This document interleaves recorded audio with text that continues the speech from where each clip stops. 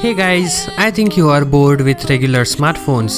And yes, they are kinda similar too, with few changes here and there. So today we are gonna see something different. It's a rugged phone which doesn't look like one and has few interesting features. So do watch the whole video and we are gonna have lots of fun. With that, let's begin. From the design perspective, it's a good looking rugged smartphone with a glass sandwich design. And if you have seen or used one, then you know how bulky rugged phones usually are. But with Nomu M8, this is not the case. Although the design looks old, at least the aspect ratio should have been more, but then again its strength would be questionable. Nomu M8 is approved by IP68, IP69K and America's military standard MIL STD 810G certification. That proves it's quite durable, shock-proof, humidity-proof and water and dust resistant. So overall the build quality is great. It also offers a programmable button and a rear-mounted fingerprint scanner. You can take this phone for camping or if stuck in zombie apocalypse, who knows what could happen, but this phone will survive. This phone offers a unique antimicrobial glass to protect it from germs, so that's something that you don't see very often. I cannot explain everything in this video like how does this antibacterial screen work, so I will link the article in the description. Do check it yourself, it's awesome. Along with that, it's also said to feature Gorilla Glass and nano metal in the frame, along with being durable and scratch resistant.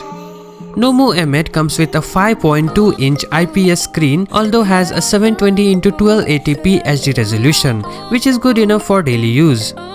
The biggest downside of this phone is its OS, which is Android 7 and it's very old. At bare minimum it should be Android Oreo, but I don't know whether the phone receives an update or not. Nomu M8 comes with a single camera setup on the back and on the front, both at 21 megapixel, and both sides you get flash, although I do have to mention the rear sided flash has quad LED which looks dope and could be used as notification LED light as well.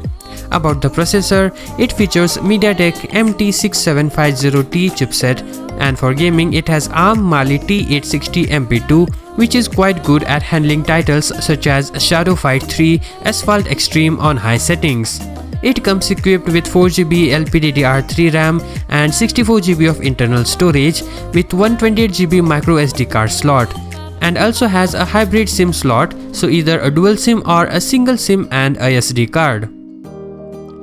On the battery side of things, it has 2950 mAh battery, which doesn't sound much, but when you factor in the screen resolution and the processor, it can easily give 7 to 8 hours of screen on time. It charges over USB Type-C and it doesn't come with 3.5mm audio jack, but it does come with Type-C earphone interface and also NFC is supported.